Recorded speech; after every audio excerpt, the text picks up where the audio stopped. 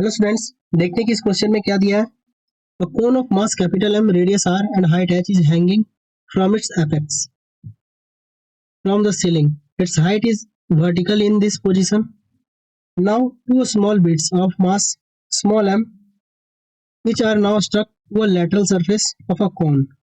One at rim, मतलब कि कुछ इस जगह एक लाया गया स्मॉल m मास को of its base and other is at a surface at its mid height, यानी कि h/2 हाइट पे अपोजिट प्रोजेक्शन, यानी कि कुछ यहाँ एक मास यहाँ लगाया गया और एक मास यहाँ लगाया गया और इसका मास जो है वो कैपिटल एम है already. In this situation find the angle made by the axis of a cone with vertical. अब ये जो मास स्मॉल एम लगाने के बाद जो इसका कुछ एक्सिस टिल्ट हो गया होगा, तो ओरिजिनल पहले जो था उससे कितना एंगल बना रहा है. सपोज दैट पहले एक्सिस ये रहा होगा और मास लगाने के बाद जो एक्सिस है वो टिल्ट हो गया होगा, तो हमें ये एंगल बताना है कि ये थीटा क्या होगा. इसे कैसे फाइंड करेंगे? तो यहाँ जो है हम सेंटर ऑफ मास का यूज करते हैं फाइंड करने के लिए. कैसे? तो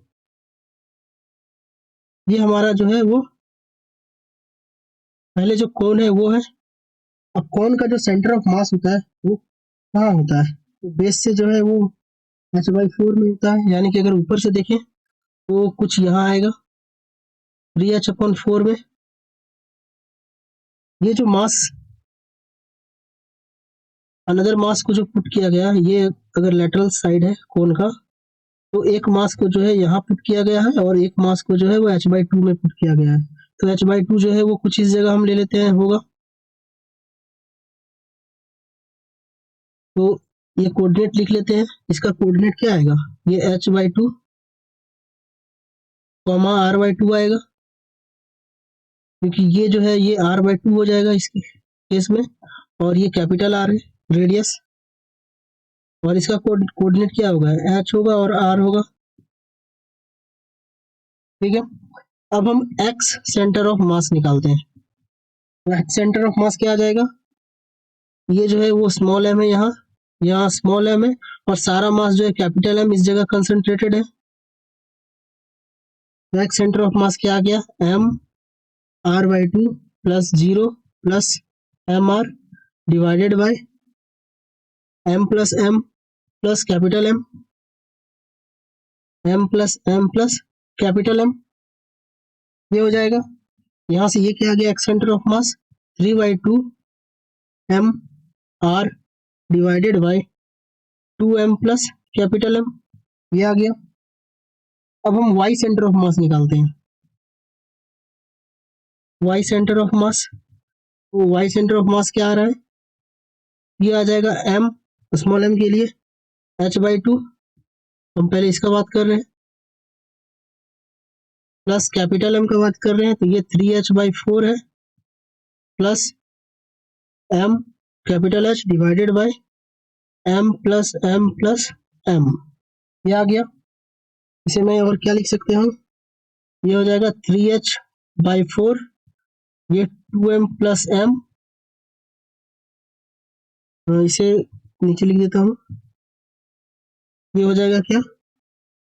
3h/4 2m plus capital M divided by 2m plus capital M. तो ये कैंसिल हो जाएगा. यहाँ बचेगा क्या? ये 3h/4 ये बचा. ठीक है. तो अब एक ट्रायंगल ड्रॉ करता हूँ. ये ट्रायंगल का मुझे ये थीटा फाइंड करना है कि ये थीटा आखिर आया क्या. ठीक है. तो यहाँ ये जो है ये y है और ये जो है ये हमारा x है. तो tan थीटा क्या हो जाएगा? tan थीटा हो जाएगा y/x. ये हो जाएगा. तो y सेंटर ऑफ मास का मुझे पोजीशन पता है क्या आया? तो आया था 3h/4 में, और x का क्या आया?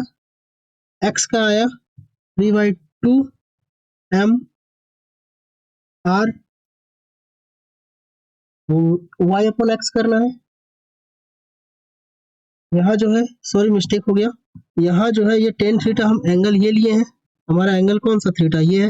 तो tan थीटा क्या होता है? Perpendicular by base. तो परपेंडिकुलर में यहाँ क्या x है, x/y हो जाएगा. तो x का जगह क्या है? 3/2 M R divided by 2m plus capital M और y यानी कि 1/3h/4 ये है। तो ये जो टेन थीटा है वो कितना आ जाएगा, थोड़ा इरेज कर लेता हूँ, ये यहाँ इरेज कर देते हैं। तो टेन थीटा जो है हमारा वो कितना आ जाएगा, यहाँ से आ जाएगा 2mr divided by h2m plus capital M, ये हमारा टेन थीटा आ जाएगा।